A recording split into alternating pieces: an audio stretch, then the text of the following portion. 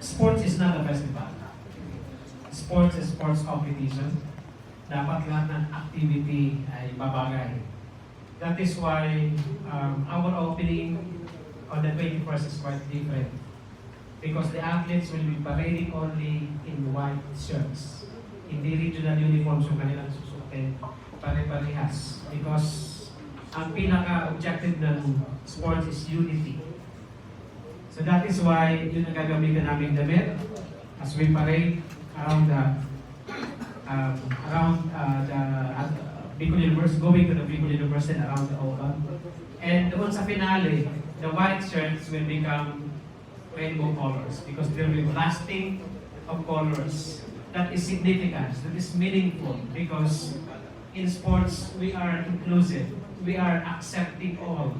We are not discriminating anyone, regardless of your political affiliation, your religion, your gender, your social status. Dapat pagtingin sa sports, lahat sila pantay-pantay.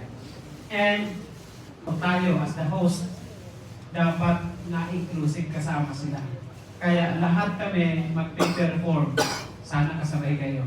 There will be a great Prisa Ahmad dance that will happen tomorrow, wherein everybody will dance, including you. It will be led by the Pasalingaya dancers of the provincial government of Sorsogon. We have 50 dancers who will be singers who will be coming here. Kasama namin kasi parte naman sila ng Bicol region. So I think this will be the highlight plus yung symbolic lighting of the torch in urn. Abangan natin. Si Mayor nagpagawa pa siya ng very beautiful na Mayon volcano inspired na lighting of the torch plus the 1993 May Olympic torch na gagamitin natin.